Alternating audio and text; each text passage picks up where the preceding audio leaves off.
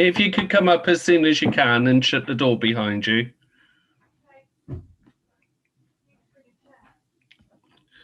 Okay. Okay.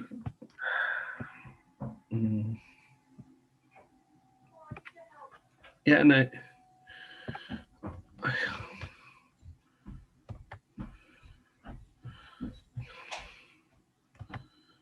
Hang on. Chairs are going to have to sit on a box. I don't know. Okay. You sit on here. I'll sit on the box here. Oh. Okay. Yeah, that's fine. Are you sure? Sure. I need.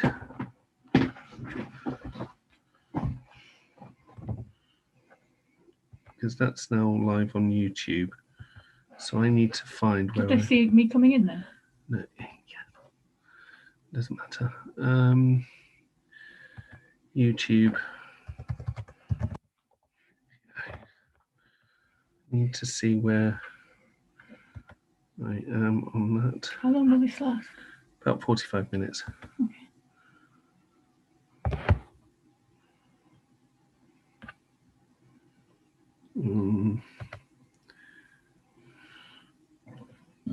Right. Okay. This is completely live now. About 45 minutes. Right. Okay. Okay. This is completely live now.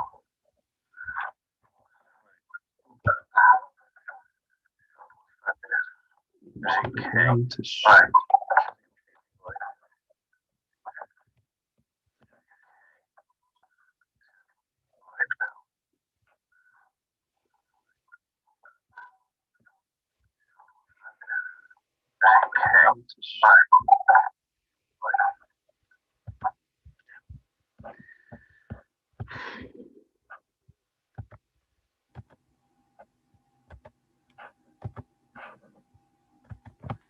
Okay.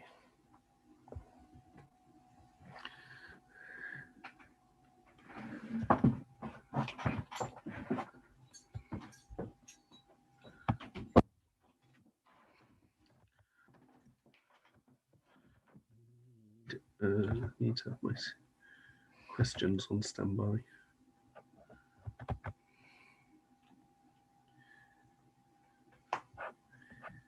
And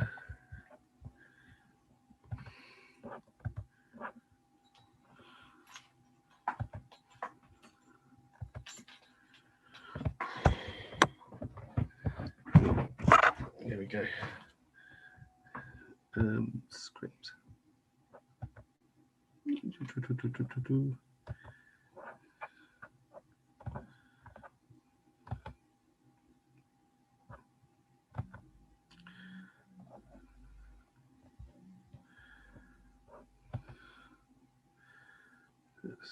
That.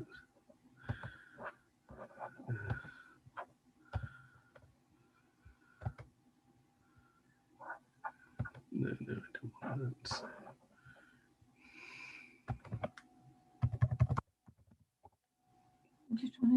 I want to keep an eye on my YouTube feed, but the sound needs to be off. But in case anyone writes anything.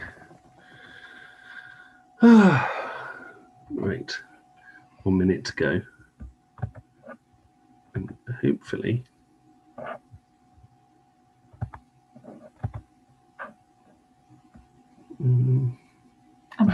admit. Okay. Right. All in. Hello. Hello. Merry Christmas. You can't hear us. We can't hear. You're on mute. You're on mute. Oh, is she on? No. Have we got her on mute? There you go. I just have treated myself to a local brew that I found. It's made in Battle, so. Oh wow. Anyway, so I'm very naughty and having a drink. It's nice to meet you. And you. Yes, finally. I'm so used to I'm seeing you. realising how awful I look at the moment. So anyway, I might mute the camera. Well, you're a lot more glamorous looking than I feel, at least. So I know, me too. I've had a long day at the office, so yeah, we came, and then we did some shopping at Tesco's, and it was a nightmare because. Oh God, you were very brave going in there. Well, we thought it would be quiet, and then we noticed a number of people more than we expected, and some of them not wearing masks. So it became. That's the thing, isn't it? The number of people who think it's okay to not. I went into battle, not literally, the town of Battle, and hello. And, I was shocked by people walking into the stores. These lovely little intimate shops, not even bothering to hand sanitize and not wearing masks, and you just thought. What I've seen a lot of around here is people wearing masks, but it not covering their nose. Seems to be. Oh, they do that thing, don't they? They don't really get it. They just have their nose sort of poking out, as though it's a drip tray. Anyway, hello Tom, how are you? Hello, Good evening, folks. I'm very well. Yeah. Thank you for the invitation. Adjust this a bit more. I'm going to keep adjusting and playing with it. Added to the festivities with Beard now. Yeah, I got my first Santa Claus comment yesterday. Inevitably. But I've not been asked. I get that, I worry. Well, yeah, I mean, I've lost 2.5 stone since February. Wow. If I put it all back on again over Christmas, I can expect to get an invitation to don the red suit. I think I put it on for you. Yeah. We've got so fat over this year, but anyway. Yeah. I mean, my weight loss wasn't even due to lockdown. Hello. Hi. Is that Lynn? Hi. You're right. Hiya. Nice to meet you. Yeah. Hello. You too. Well, we're live streaming at the moment as we begin. So now we're all here. I think we're going to start formally. For those watching, for those who don't know, my name's Paul Bergin. I'm moderator of the Mars Hill blog. And as of last month, as you know, I've started some live stream discussions, starting with the election night in the US. And this one's a bit different. It's about the coronavirus this year and the run up to Christmas. And for many of us, Christmas is going to be a little bit different, or at least we'll know people for whom it will be a little bit different. So with me is my co-host, who's also my wife, Rachel. And guests this evening are Danuta Keane, who's formerly with The Guardian. Yeah, Danusha is Danusha. I'm sure it's said, yes, but I don't mind. Danuta is correct, but Danusha is just because I'm awkward. That's fine, that's fine. As you know, I've got an unusual surname, so I can be a little bit sensitive to how it's. Yeah, I really don't mind. I won't be offended. That's okay. Well, I'll call you Danusha if you prefer that. So we've got Tom Harris, the former Labour MP. And Liz Saul, who's a BBC radio journalist. Who are you with at the moment, Liz?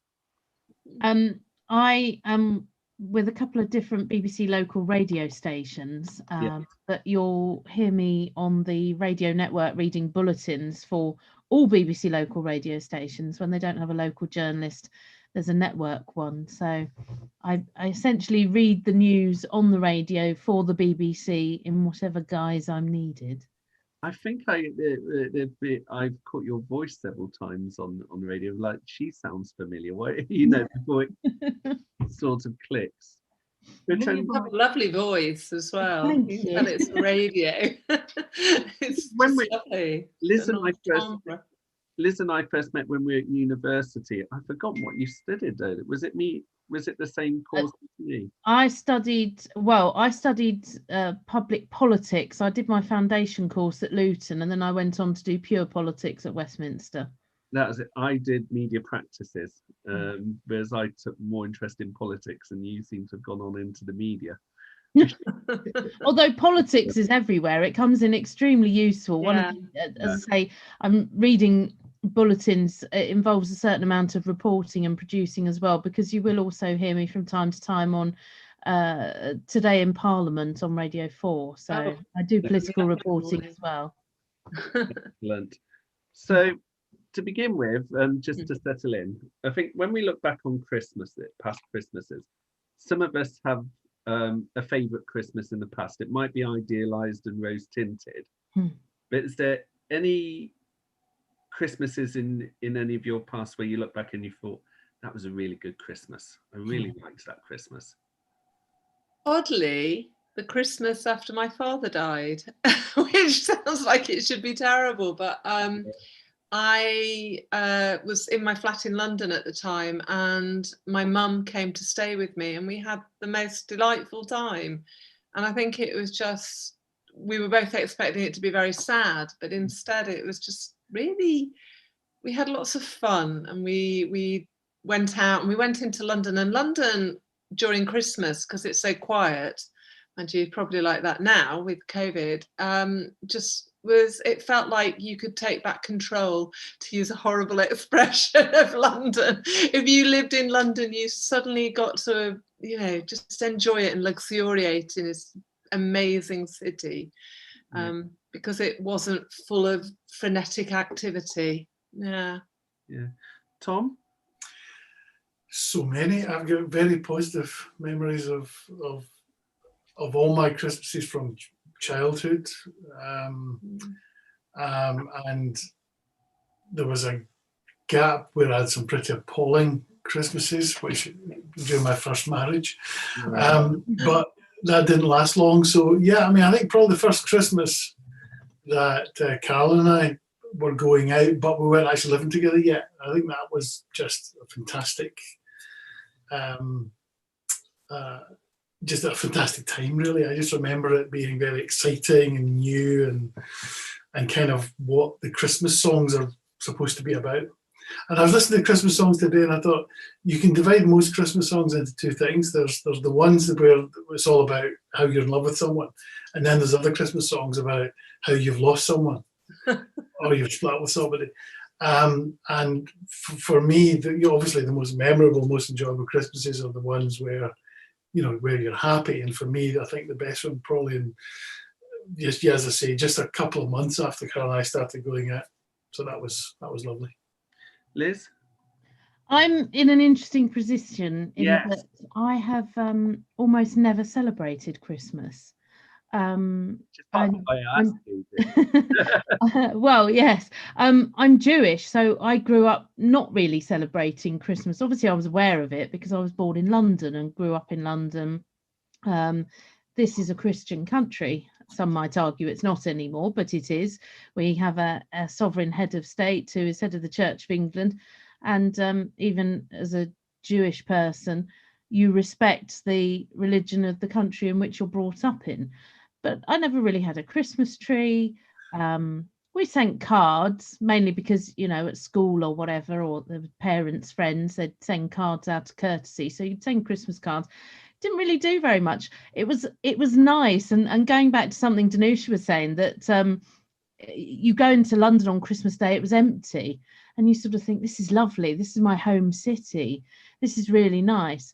I'd like to say it's been like that now with the various coronavirus restrictions, but I had to go into central London yesterday to work, and it was heaving. It was like a rush hour. It was ridiculous. So that's rather irritating, because there you are saying, I'm broadcasting the fact that you shouldn't be doing this, that and the other. Nobody seems to be taking any notice, but that's as an aside. I've never had a Christmas tree. And one year, one of my friends who I'd been staying with for a couple of weeks asked if I'd help them out put up their Christmas tree, because I was staying there over Christmas. Somehow I managed to put it up upside down, he said. That's the success of me and Christmas trees. It saves a lot, though. I'm not massively commercial. So as you can see, I don't have any decorations. I don't have a tree. That saves a lot of money. As I'm not massively materialistic in that sense, what I don't like about Christmas in this country is it seems to have moved away from the religious aspect and the kindness aspect. You know, and to me, that's what it should be about, not how many presents can you stuff under a plastic tree kind of thing. I must say I get a bit bar humbug about it all. So yeah, I found a lot of the rhetoric around Christmas being quote unquote cancelled just really odd, because it's often coming from the same people that complain that Christmas is too commercialized, right?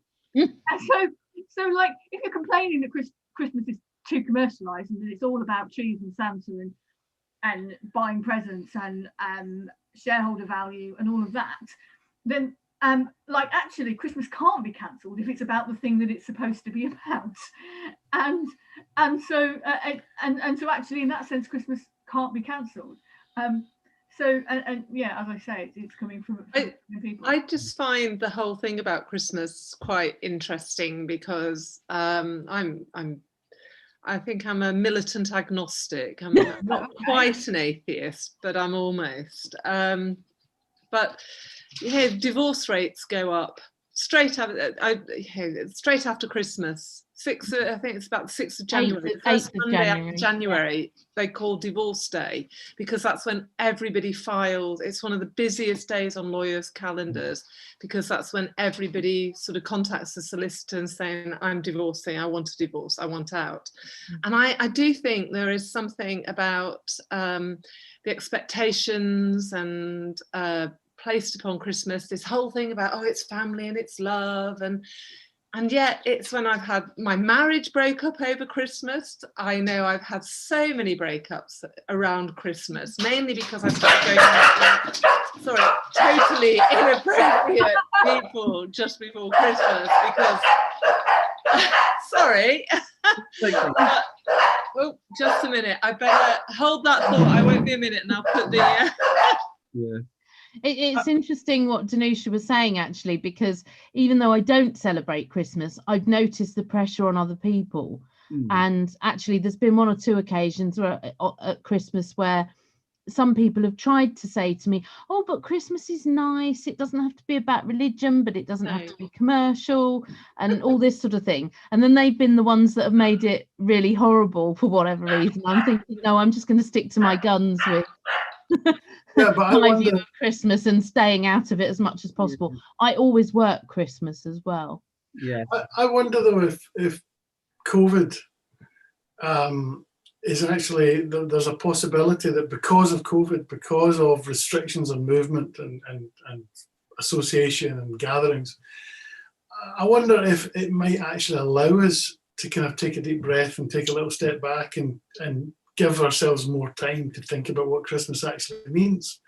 Because if you're not rushing around, I mean, we're spending less money this year than we did any previous year because we're not going out to restaurants and, you know, we're not meeting people for lunch and drinks and everything. And I wonder if that might just psychologically give the nation just a little opportunity to take a deep breath and just have a think about it. Well, hold that thought because I want to touch on that for a moment. Just quick, I haven't asked you, Rachel. What's your... So I'm an only child, and not only am I an only child, but we grew up a long way from extended family. My mum is from Londonderry, Derry, in Northern Ireland. My dad is from the west coast of Cumberland, Cumbria, and I grew up in the Midlands. And so for most of my Christmases growing up, it was just the three of us.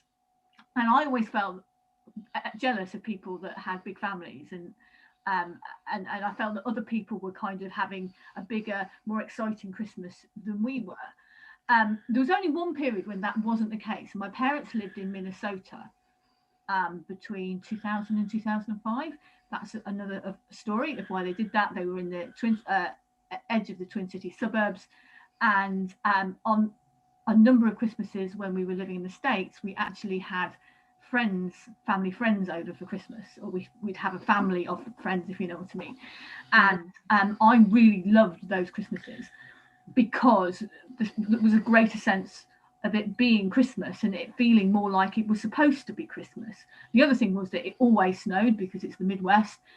So, you know, like you had the white Christmases you always dreamt of when you were like 3 years old. The other thing was that we always watched the Queen's speech. We never watched the Queen's speech in England, but we watched the Queen's speech when we lived in the USA because we had a greater sense of the fact that we were British. The other thing is that they don't have Boxing Day in the States. It's not a bank holiday. And so almost because of that, my parents had a Boxing Day party every year. And like they would have all their friends, all their American friends would come over and it would be a massive do. and the house will be full, and often people will be coming straight from work. They'd come over at like 4 or 5 o'clock after their day at work, and we'd have this great party, and there was lots of camaraderie, and there was one occasion we buggered off, those of us in our 20s buggered off to the pub, but and then that was really weird. I don't know if you've had the experience of being in your 20s and going to a bar and being carded. And there was 4 of us. 2 of us were British. 3 of us were British. 1 was American. And like, I was 25 years old trying to get alcohol on my passport. You know, and feeling that, you know, this is the strangest experience. And so yeah, and yeah, those are I suppose are my most happiest Christmases. But you're right about the kind of, I wonder whether COVID, like that obligation to the obligations we feel every Christmas to do Christmas for our families, you know, actually takes it off. And I felt that in early lockdown. I discovered that I was an epic introvert, and that actually I loved my own company, and that actually I now had an excuse not to turn up to social events. And it was wonderful because I could have an evening in, and that was amazing. Yeah. And all of those obligations that you build up over the years, and then you realise that you're at this meeting on Monday night, and this meeting on Tuesday night, and this meeting on Wednesday night, and you're going completely mad, but you can't say no, because I can't say no. And then you realise I don't need to turn up to these things. And so that sense of obligation that sometimes can really strain relationships, you know, we don't have that. And I think, I mean, we are going to my parents for Christmas, but, you know, a lot of people are not. And, you know, for a lot of people, that will not necessarily be a bad thing, because there will be that freedom to kind of say no. Yes. I because I was one of those, an epic late developer, I didn't actually marry and have a child till very late, and so I was always the single relative who was invited to family Christmas and various things, and it did feel often like a real sense of obligation. Nobody would ever come to me, it was always me to them. Yes. And there was no recognition that you'd actually had to travel a long way, and you're stuck with relatives that you didn't necessarily want to be with. And it was, yeah, I must admit, I'm really not a fan of the family Christmas. And I was very glad when I had a child that I hope none of my family are watching this. I couldn't, you know, I had an excuse to stay at home with a young baby and then my then husband. See, I was saying this to a neighbour I met a neighbour this morning, we were talking about this whole restriction on families, and I said, well, the bad thing about COVID is that we can't see our families over Christmas. But the good thing about COVID is we can't see our families over Christmas. I was thinking, because I was going to say with my Christmas, I mean, my favourite Christmases in recent years have been a collection of we tend to split Rachel and I.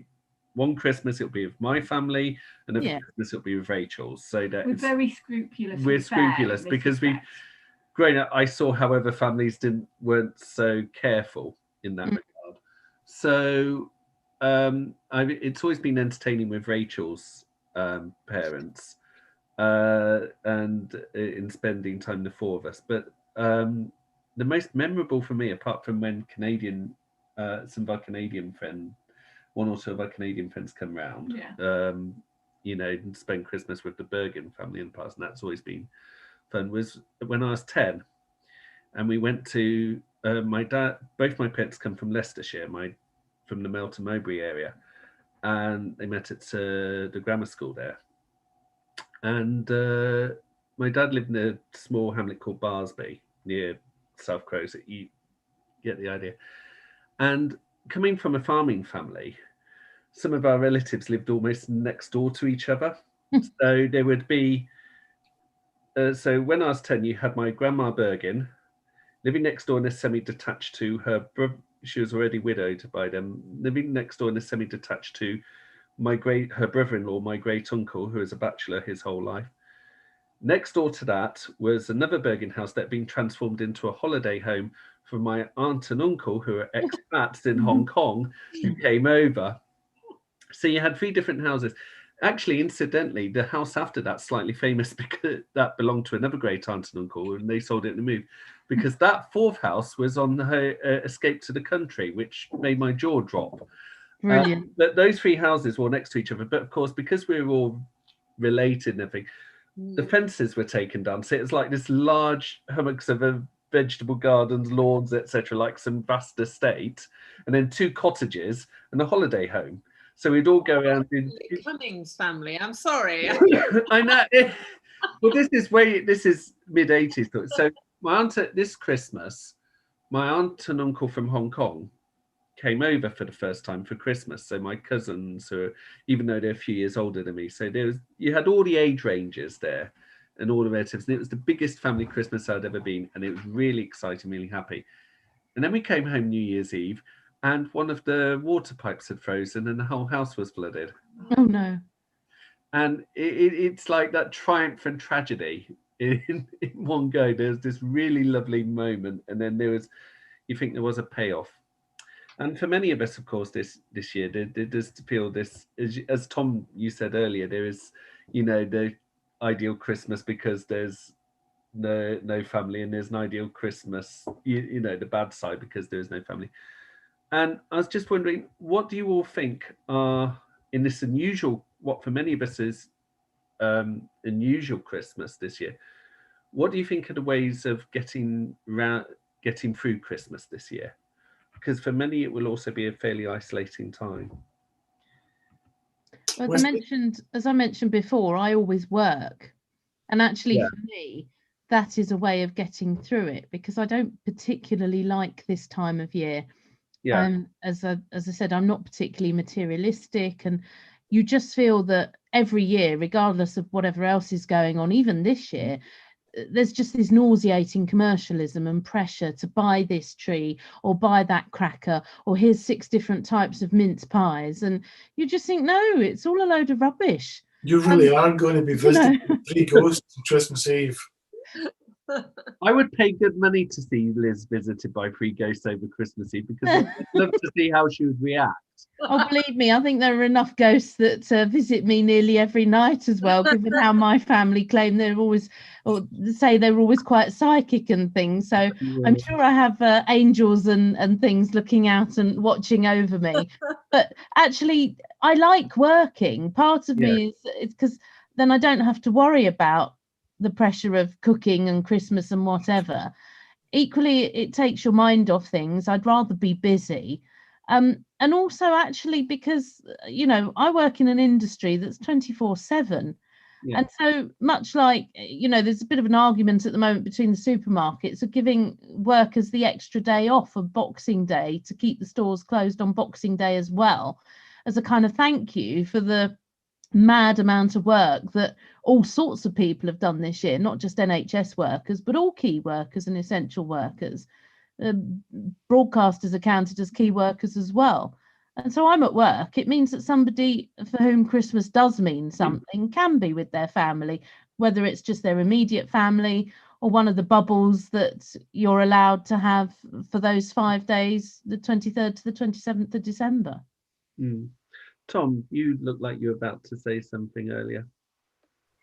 Yeah, I was going to flippantly suggest that whiskey is a good way of getting through Christmas. I don't think that's flippant. Or wine. No, indeed. Some wine here. Or wine. I mean, I think you're talking about different things for different people, because, for a lot of people, like Carolyn, just loves Christmas. The point of 11 months of the year is to prepare for Christmas, as far as she's concerned. She just loves it so much. Now, there are all sorts of historical reasons why she likes Christmas as an adult when she didn't as a kid.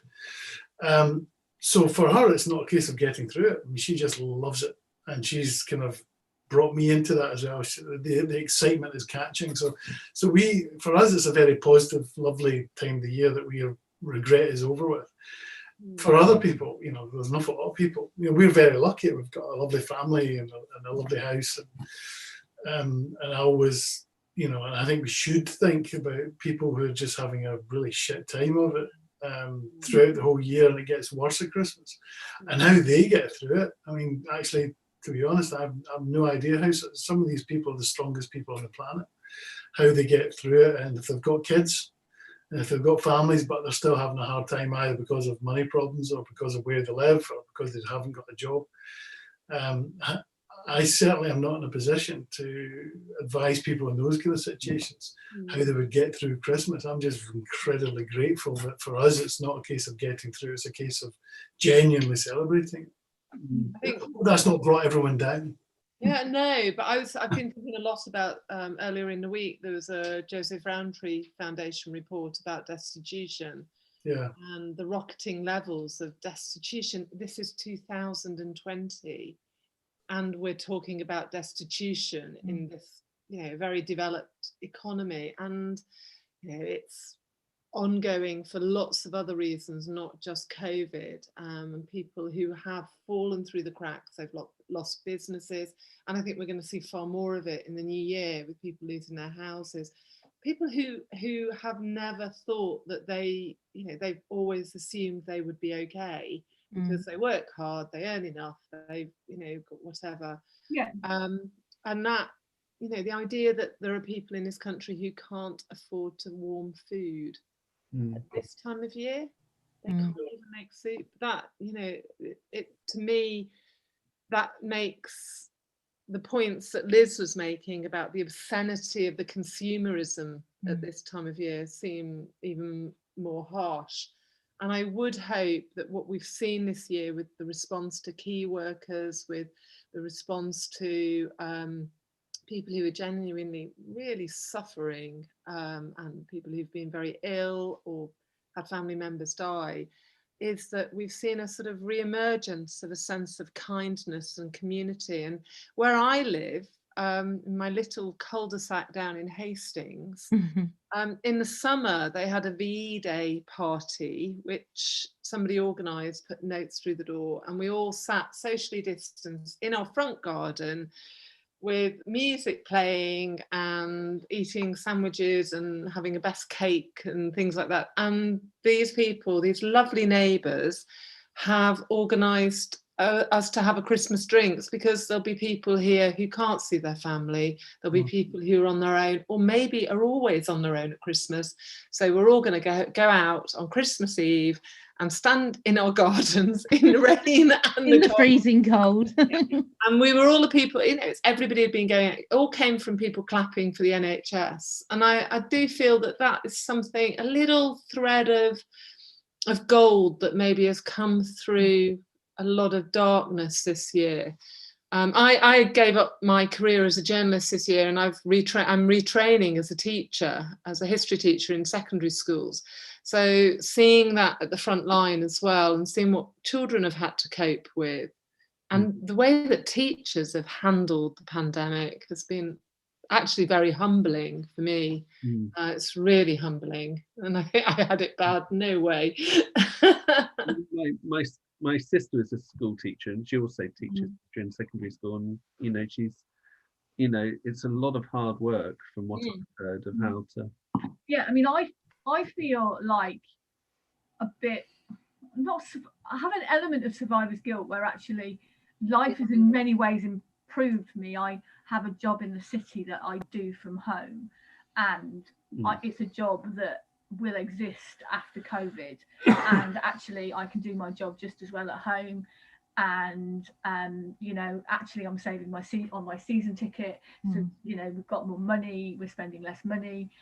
Yet I know that the last 9 months have been really harrowing for millions of people for different reasons.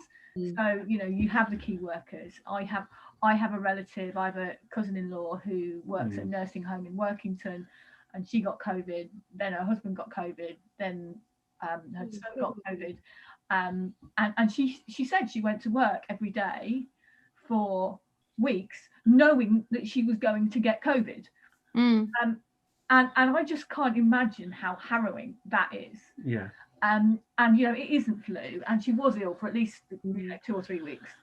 And it was horrendous. And then you have millions of people on the precipice work-wise, who are still being kept afloat by furlough money, but you know, when that ends, there is going to be one hell of a cliff edge.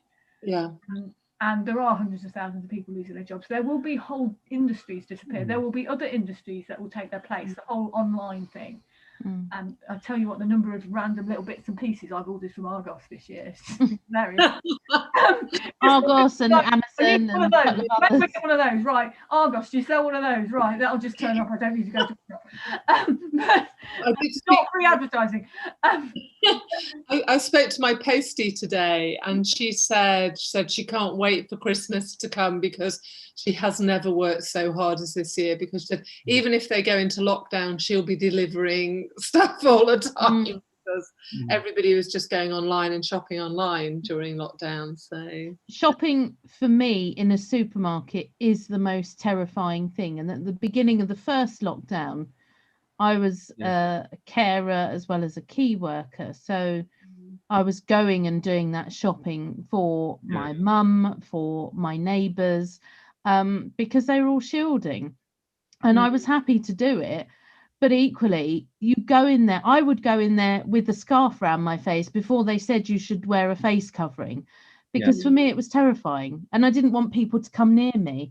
And so I'd go in like this so that people would, I'd just give off a vibe. No, stay away, don't do that. And I'd watch people, you know how you do. You don't think twice about it. I'm going to pick up this random, no, I don't want that. I'll pick up this. And I'm watching people going, leave it alone, put it down. I know exactly what you mean, because I mean, I'm in furlough, and in the last week, part of my job is to do the shopping for the various stuff we need, housekeeping stuff we need. And you know, sort of 20-minute job, just pop into local supermarket and get stuff. And of course, in the first few weeks when it's clear we're facing a pandemic, and people were panic buying, and I just would go in there and I would look in horror at whole people were not socially, they would all come together all in, and it's like, and they're all buying loads of toilet roll. Why? Yes, I don't understand that. And pasta. And I'm no scientist or anything, but if you're buying that much pasta, you're not going to need that much toilet paper. But it was like there was no attempt to protect, and I felt scared and nervous. And in the end, I would go elsewhere and bring the receipts back and say, look, I had to go here instead. Or what's that? I just shop when it's not busy. I remember that happening. So I might pop to the supermarket after we finish this evening, because I know it won't be quite so busy. But then, of course, as said at the beginning, there are people who will go with their masks under their nose or not wearing them. And I know some people might have health reasons, but it's just, just feel like banging your head against a brick wall of what is it? What is it you don't understand about the fact that we're in a pandemic and we have to take the route? I mean, I suppose it was there were two things about lockdown that really struck me, that you know, we were living through deeply abnormal times. And one was, like, I often go out for a walk at lunchtime, and I remember one time seeing the police walking up and down my road. We live in Letchworth Garden City. It's a sleepy Hertfordshire town, very leafy, obviously, and you know, not a place where, you know, anything particularly exciting happens. But you know, seeing the policemen and saying to them, it's okay, I'm just out for my daily walk, it's okay, isn't it? Realizing that, you know, the freedoms that we had learned, come to take for granted, you know, we did not currently have. And the other was going to the supermarket, and I started kind of reorganizing my schedule and going during the workday, because it was just a nightmare. And there were certain times of day, like I wouldn't think anything of it, of going to the supermarket at 2:00 on a Saturday afternoon. But you know, I wouldn't dream of that. Those huge queues, and you know, really feeling that like our normal life had just gone. And yeah, that was I found that quite scary. So, you know, I mean, we've got this year, we've talked about how getting through Christmas this year and past Christmases. I suppose it's almost like a Christmas carol, isn't it? We've got past, present, and now there's future. Next Christmas is going to be different, and hopefully, I mean, there will be a widespread vaccine, hopefully. how do you see Christmas this time next year? For me, it won't be particularly different. Yeah. As I say, you know, I work, I try and avoid most of the commercialism, and I send Christmas cards. It's, for me, it's I just would like to see, I think it's something we've all alluded to a little while ago, a lot more kindness and less pressure to buy that toy or that gift or whatever, and just to appreciate being with each other and appreciate being with your loved ones, because you just don't know when things are going to be turned upside down like they have this year. Yeah. I mean, Tom, what do you think? I think most people are expecting us to be back to normal this time next year, and I don't think that'll quite happen, but I'm more optimistic than some of the people that we hear speculating about the future. I think there are some things that will probably never go back to the way it was before. So, for example, and this has nothing to do with Christmas, but I just think our everyday habits, I think, have to change. I think shaking hands with people is out the window. I think wearing a tie will probably be even less fashionable than it has been. I think hugging people will stop, except among very close friends. You don't think people will be more tactile? People have joked that people will be more promiscuous when this is over. I think you can kind of see the psychology of that, but if you try and take it outside its fib, knowing what is meant behind that is, in some aspects, I do wonder whether people will be more tactile because they will see hugging as an unusual. Some people I can't wait to hug. Yes, I agree with you in that sense, but also, and it's a good excuse to say, no, I'm being very careful and limiting my social contact with people, my physical contact with people. If you weren't quite sure about them, there are people that I meet, all sorts of people in all walks of life. Tom and Danusha, you'll appreciate this in the jobs that you have done. You meet so many different people. Oh yeah. And a lot of them are very tactile or very lovey-dovey. And oh, darling, one. It's a great excuse to say, no, I'm just, that's fine. Hello, I'm one of those very tactile people though, but I think Tom's right. I find that I'm now, if I see a TV show that was made before the pandemic, I feel really shocked. Why are they so close to each other? Why haven't they even got masks on? It really, I find it quite traumatic. I'm working in a school environment now as well, where I have to keep distances. I wear a mask all the time, which is great for what's it called, maskne, face mask acne. It's a joy. It's a thing.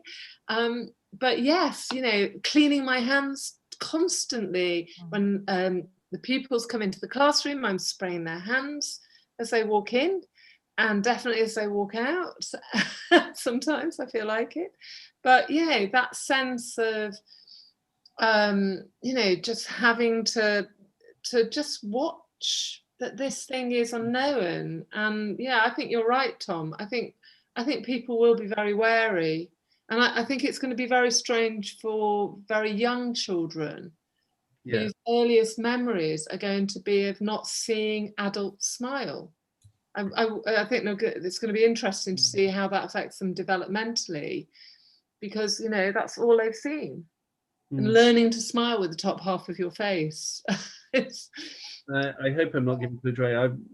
I've got a niece who's just under 2 years old, and she's a bit iffy about people with masks. Yeah. I think I was at my gym early this year. Yeah.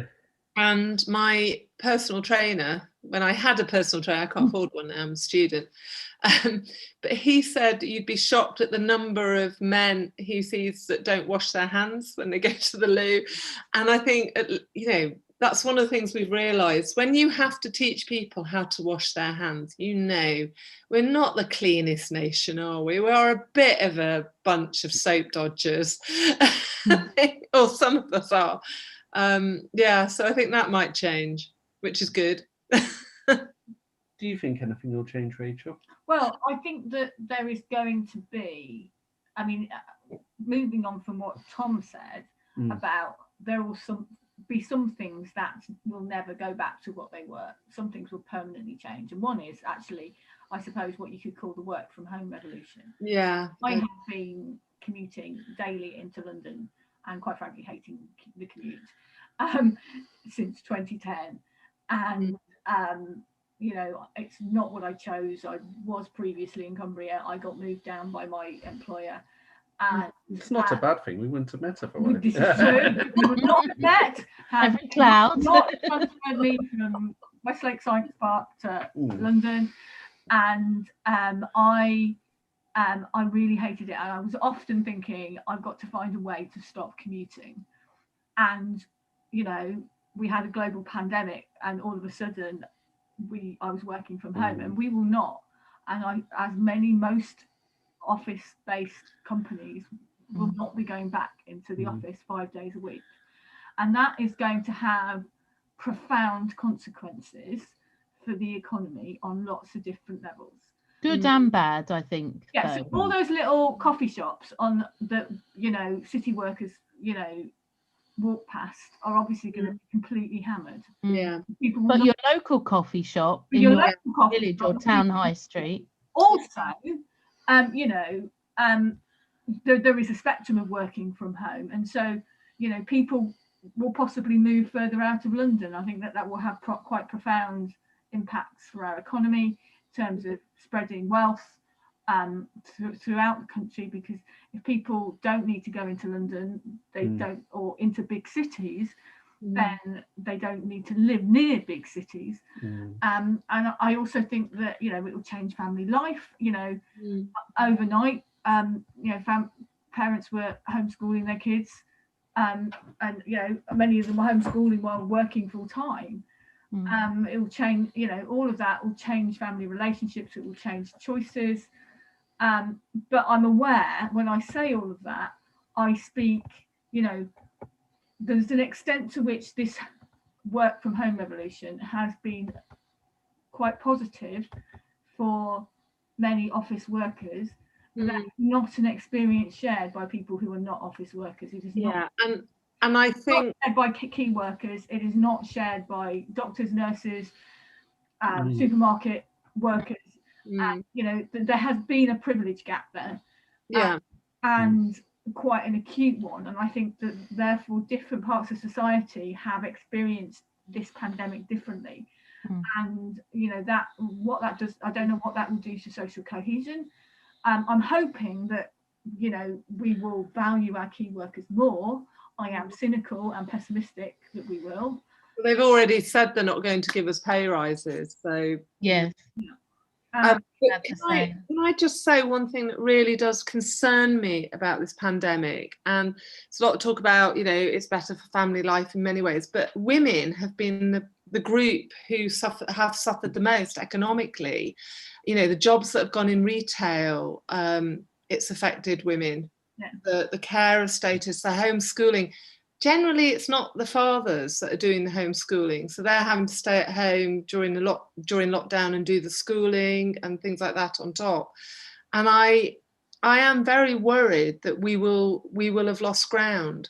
You see the rise in domestic violence this year. It's shocking. I mean, already the number of women who die every week, you know, is at least, was it 1 or 2 you know, women die a week in domestic violence. I can't remember the exact figure, but it's a lot, it's high, but it's gone up considerably since the pandemic started.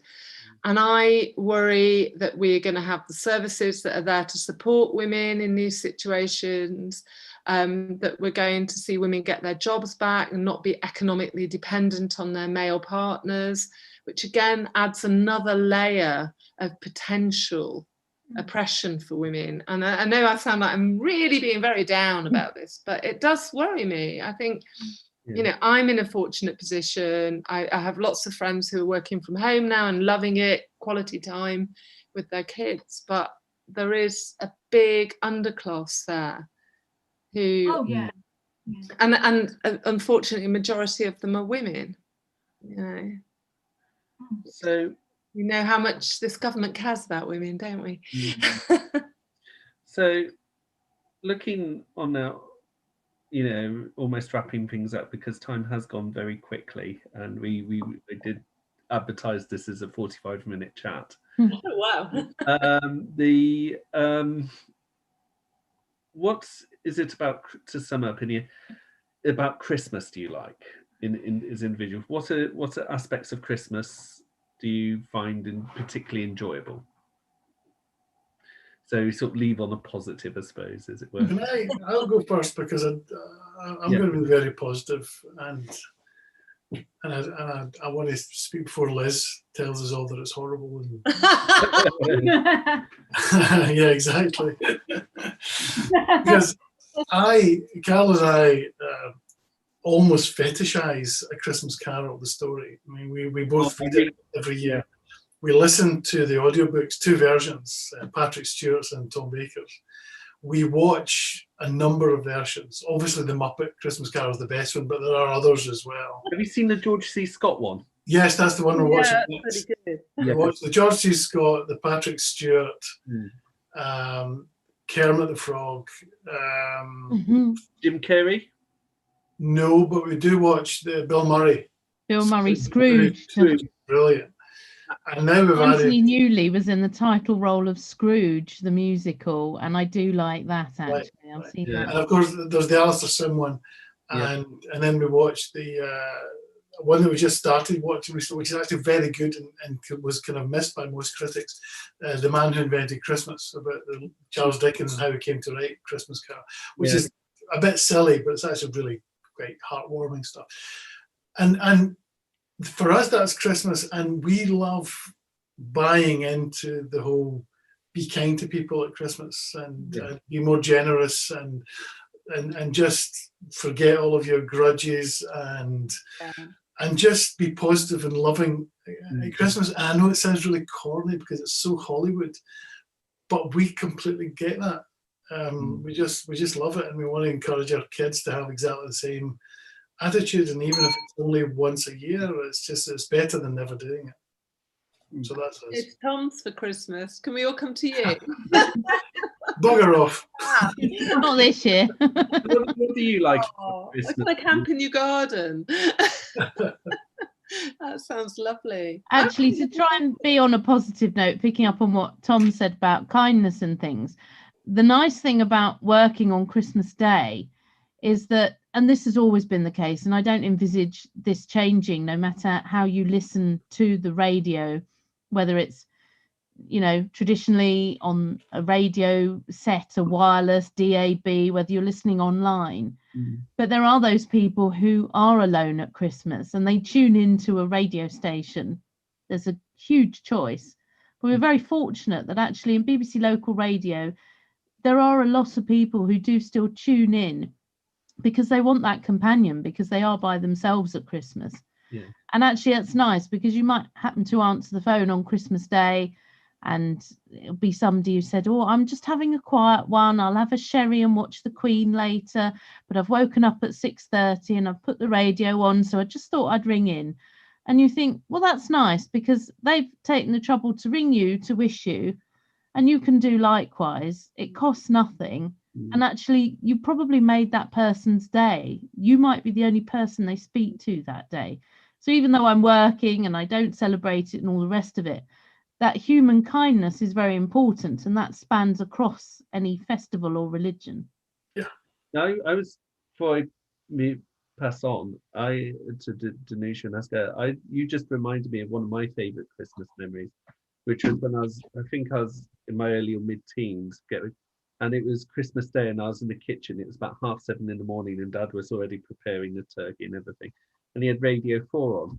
And someone had rung it, and you know on Christmas Day, there's more of a sort of parlour game atmosphere in these radio broadcasts. And someone had written into the Today programme and written a Western story based around the shipping forecast. Excellent. I remember that. In the plains of North Sitsera and South Sitsera, there was a Three cowboys, Fisher Tyne-Dogger. Yeah, there was an outlaw called German Bite who you had to be. It was really and that's one of my favourite moments. Could you be any more middle class? I would be any more middle class. I was brought up on I was brought up on Radio 4 and that it was in the car radio, so because my parents listened to it. So I associate Van McCoy's The Shuffle as the theme tune to Saturday morning sport on 4. So, gosh, if we went by that, I'd have the Archers as the theme tune to everything, because my mum was an avid Archers fan. I'm really looking forward to it. I've got a 12-year-old daughter, and it's true that kids do make Christmas, and certainly once we had her and she was old enough to get the whole Father Christmas thing and those mad evenings of trying to pack up all her presents, once she finally went to sleep, so it was usually about 12:30, between 12:30 and 2 in the morning when she'd wake up, so we'd go through the whole of Christmas Eve not getting any sleep, and just that lovely excitement. And now, she's a bit too cool for school. She's she knows that Father Christmas isn't real and things. Not that I don't agree. So, but anyway. He has a lot of helpers, I'm told. Well, I've told her. Like the Taskmaster. I know, because I found his carrot and mince pie downstairs. But anyway, but is that a euphemism? I did think I'm going all Julian Clary, but I love it. I love being with my family, and even if it's just the two of us, her dad and I get on very well now, and he's staying with us. So it's it's just nice. It's time to sort of chill, chat, have some nice food. And just stop running around. And now I'm not going to be worrying that I need to make sure I've got some work to do over Christmas, or I can't take any time off, which I used to as a freelance, which is always a joy. But yeah, no, I'm really looking forward to it. I'm looking forward to sleeping a lot as well. It is Hanukkah at the moment as well, Jewish festival. Yeah. That's the Festival of Light. It started last night and carries on for a week. So that's what I'm celebrating at the moment. But while it seems very dark and miserable, particularly this year, it's nice to have those light festivals. We've had Diwali in the last couple of weeks as well. So just because I did mean to mention this at some point. How are you with Hanukkah over the years? Is that something you follow more avidly? Or? Yes, it's something that, and actually what is good about Jewish festivals is, apart from Yom Kippur, which is the Day of Atonement, certainly in this country, Jewish festivals go across 2 nights. And because my parents split up when I was very little, it was useful for me, because I'd spend one night with my dad and one night with my mum doing the festivals. And although I'm not particularly religious, I mean, by the very fact that I'm sitting here and chatting to you all, and it's a Friday evening, which is the Jewish Sabbath as well. But I lit my candles because I happened to be at home this evening. I've lit the Hanukkah candles as well, and the Hanukkah, and sung the songs and everything. Fed the cat some latkes, so we'll see how that pans out in the morning. But for me, it's a family time, because Hanukkah, you do exchange gifts. And I always had a laugh with my dad over the years that because Hanukkah lasts 8 nights, in theory, you're meant to give a little gift each night for 8 nights. And I sort of say to Dad, so do I get a present every night? Then he said, no, you just get one main present, that's it. Or 1 or 2 on the first night. Yeah. So it's a laugh we have, but, it's a bit different this year because my mum is no longer with us, so it's a bit weird. Today being the second night, she'd normally be with me or I'd be with her. But I've still made some food. I've still raised a glass to her, and because from what I believe, I feel she's still around, if not physically, of course, and spiritually, which is, it helps when you're going through the grieving process. But obviously it's different because it some of that light, even though Hanukkah is the festival of light, some of that light has gone out. So in terms of Hanukkah, and I know you said early on that you didn't grow up celebrating Christmas. Was there a sense in which, when you were a child, like Hanukkah was what you saw as your Christmas kind of thing? Yes, sometimes the festivals coincide because Jewish calendar follows the lunar calendar. Right. So the dates are different every year. Last year, Hanukkah fell over Christmas. Right. So the two coincided. It was actually a very funny mixture that my mum picked up on and said to everybody, because she was in hospital over Christmas last year having radiation treatment.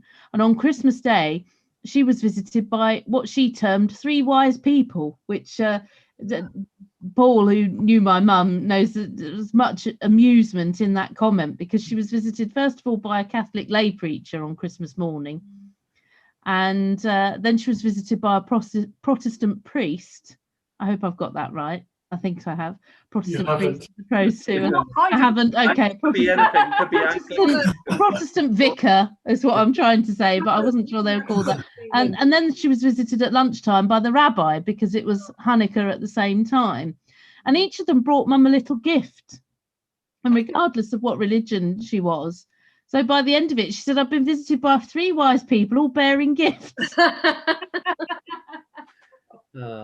They did, yeah.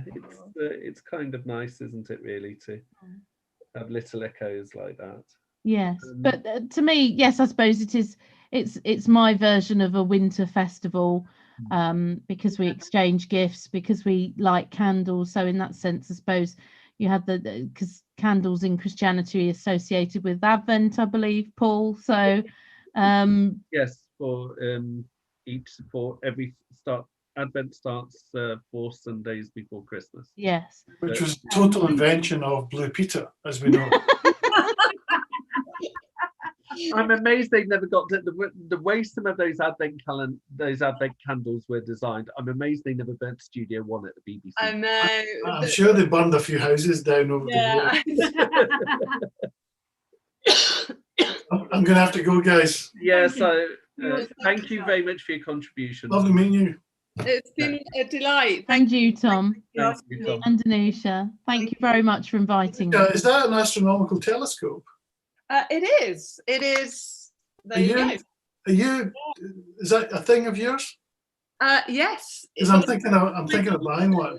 And we use it in the garden to look at the stars, because I live down in Hastings. We've got lovely clear skies, and Mars has been particularly clear this year. 21st of December, the Christmas star. I know. And apparently, I think Mars and Venus are going to be closest together on the 21st of December than they are at any other time, than they have been for hundreds of years.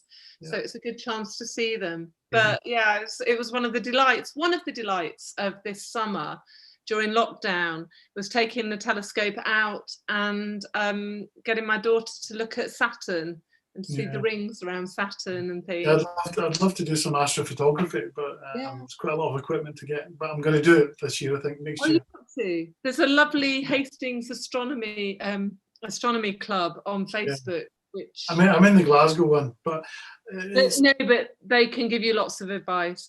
Oh, and that reminds me, with this, we couldn't find the remote control, and I went online to see, and we couldn't find it anywhere. And so I went onto Twitter and tweeted Dara O'Brien and Cox, and Dara O'Brien forwarded the tweet saying, we wanted it I wanted it for my 11-year-old daughter, and somebody up in Scotland sent us the remote for free, saving us about 200 quid. Wow. So I've seen a lot of kindness this year. I think there's something good come out of this year that may change, and we'll see the repercussions for a while on. Good. Well, I'd love to chat with you all evening, but we have run over time, as it were. And I've got a Christmas Carol to catch up on. All the best, Tom, and thank you very much. And Happy Hanukkah, Merry Christmas. Happy Hanukkah, Merry Christmas. Happy Hanukkah. thank you to Liz and Danusha as well. And yes, and I hope you all have a good New Year as well. Happy New Year as well. Have a really tremendous time. Thank you. Bye bye. Bye. Bye bye. Bye bye.